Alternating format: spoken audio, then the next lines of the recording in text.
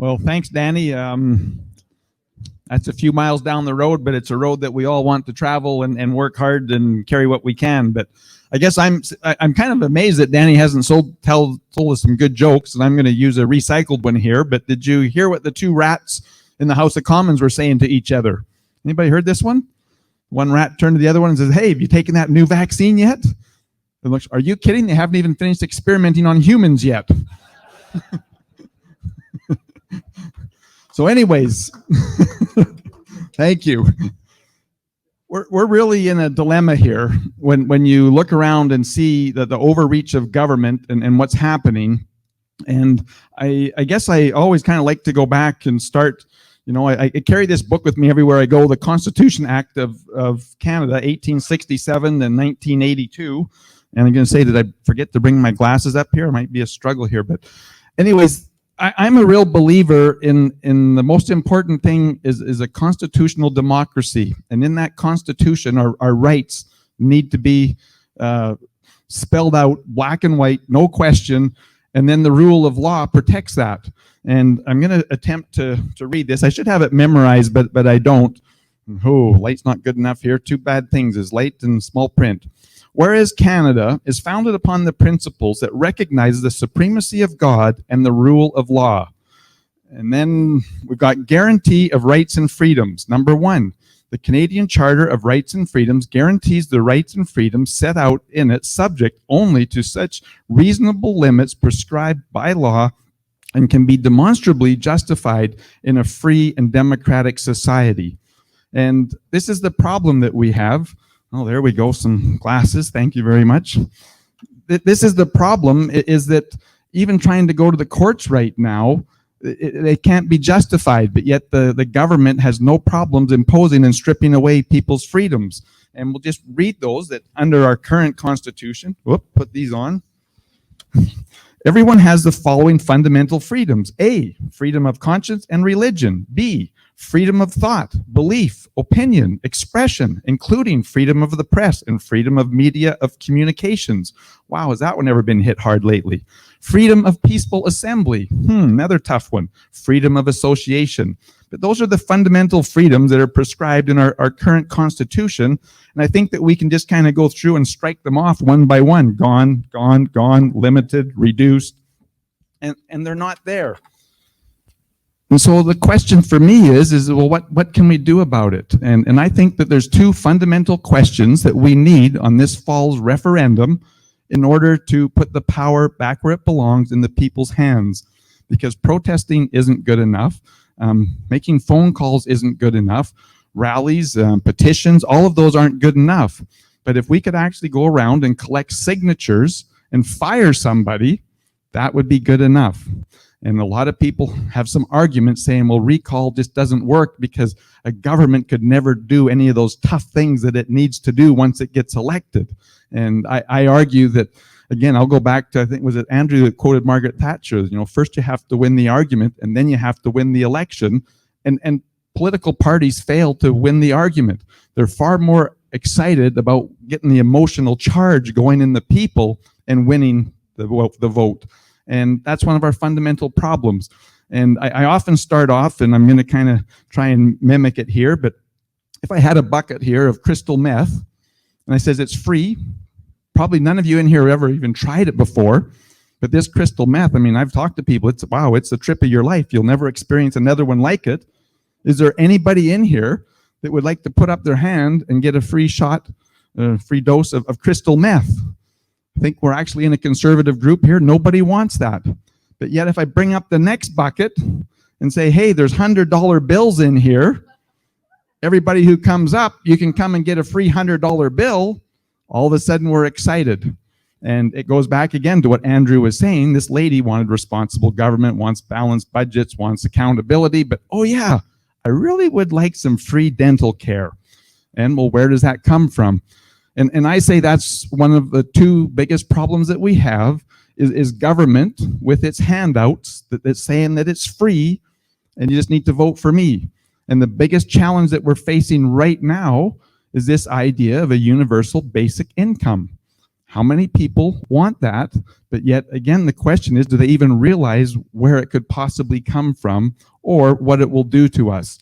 I've got a good book, Calvin Hillen, First Nation individual from BC, wrote The Economic Dependency Trap. Any of you ever heard that one or read that book? But this is the problem that we have, is government is very astute at creating this economic dependency. And whether it's free dental care, whether it's free education, everything's free, but yet it isn't. There's always a cost to it. And so I go back to the fundamental problem, in my opinion, is how do we stop government from issuing these free things that are out there in front and people wanting to grasp onto it and buying those votes. And to me, the only way you can stop that is if the people can actually sign a petition and fire those people that have been elected. And clap.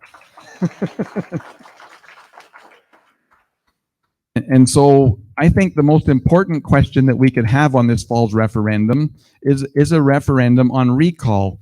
And there's a couple of reasons why we need to have it in a referendum. How many of you are aware of an old Premier Bible Bill Aberhart? Did you know that the social credit brought in accountability and had recall? But as soon as Aberhart was going to do, I can't remember what he was promising, or he wasn't able to come up with the money that he was promising, people wanted to recall him, and so they repealed the legislation. How many of you remember our current premier's promise that what was the first summer going to be? The summer of repeal. Well, boy, of all of his talks and all the things that he's done, that's the shortest list. The summer of repeal was a half repeal on the carbon tax, which was his number one issue, going to repeal the carbon tax. But yet he left it in place.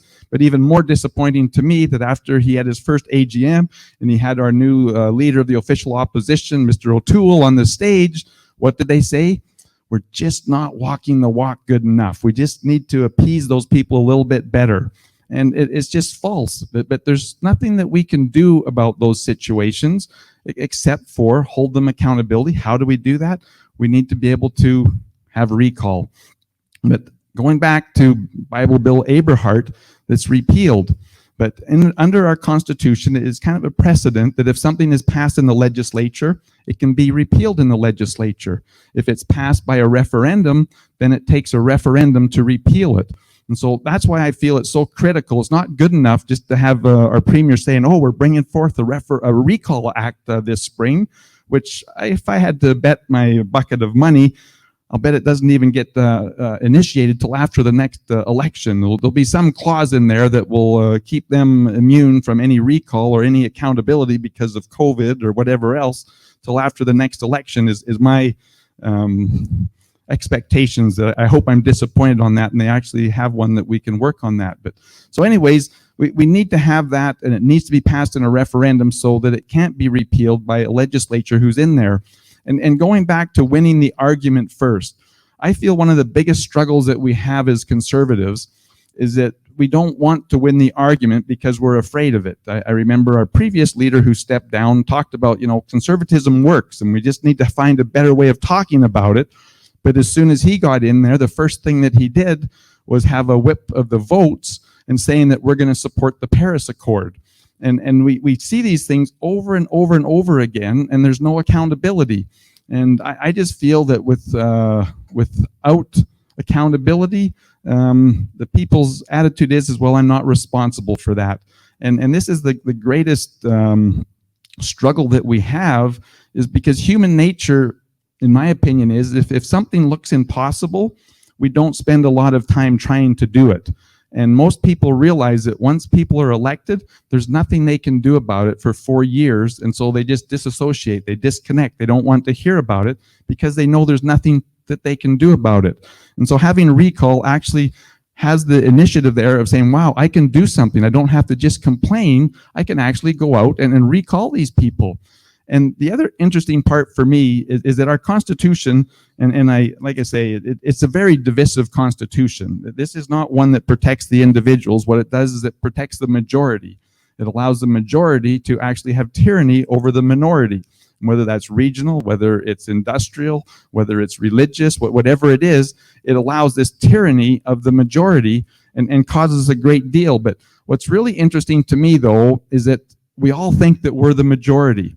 That, oh man, everybody agrees with me, and we all live in our own little bubble, whatever it is. Most of our friends, our associate, our co-workers usually agree with us, and we think it's right.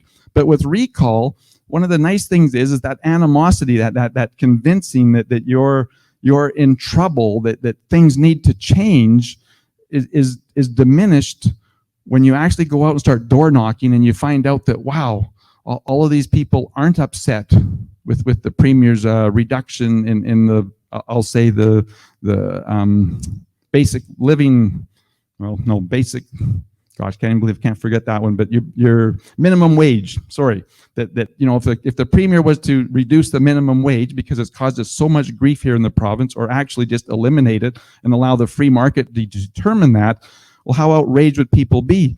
And let them go and collect the signatures, because all of a sudden you realize that, wow, I'm not in the majority. And so I think that that's also a very important part of recall legislation, is the fact that it actually brings people to a knowledge of what other people are thinking, and it actually reduces the tension and the animosity between the two groups, because they have more respect on that. But anyways, I just think that the most important thing that we can and should have is recall on this fall's ballot.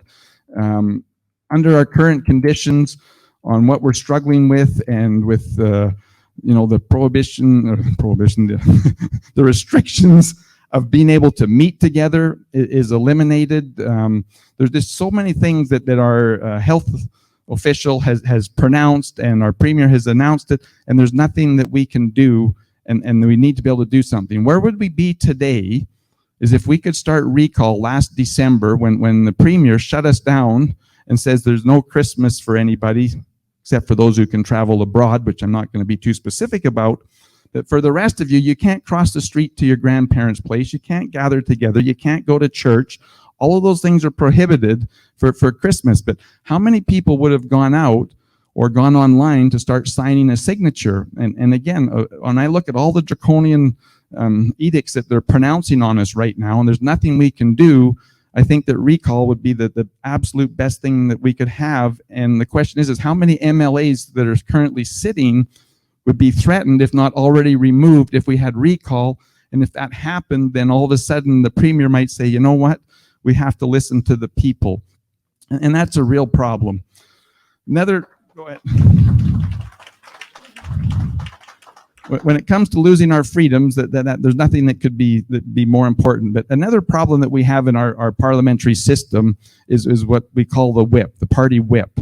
And again, I'm a believer in a caucus coordinator, that the leader should know, wow, we got 17 MLAs that are for this, we have 37 that are against it, and we know where we're at. But under our current system, wherever the responsibility is, that's where the actions are taken. And right now, who's responsible for every MLA in the province? The Premier. We know the Premier's going around and sending out the MLAs and saying, you squash this idea of a leadership review. This is wrong. You squash this idea that these lockdowns are wrong. And they're sent out and said, you need to stop this. In my 2009 campaign, which was successful in Calgary Glenmore, my opponent was asked the question in a forum, who are you going to represent when you get elected? The people of Calgary Glenmore or Premier Stelmach?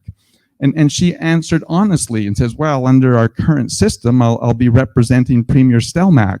And she got a lot of boos, and again, she was a shoo-in, and she ended up losing that race.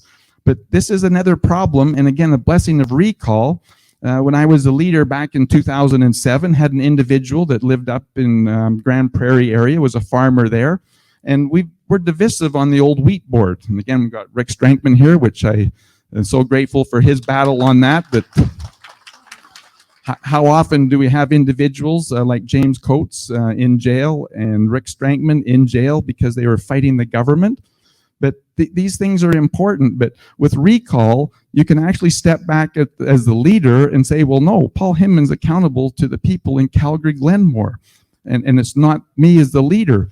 But when the leader's the one who's making all of the shots, well, then everybody focuses on the leader.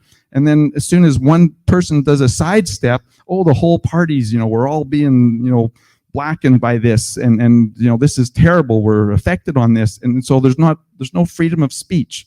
And those are important. But anyways, Dale up in Grand Prairie, he wanted the wheat board. And he says, Paul, I just don't know that I can run because our policy says that we're going to abolish the wheat board. And I says, Dale, I would be really disappointed in you if you didn't represent the people of your area and voted for it. Why would we have a whip vote and say that you have to represent me and our party policy that we're trying to abolish the wheat board when your people overwhelmingly want it?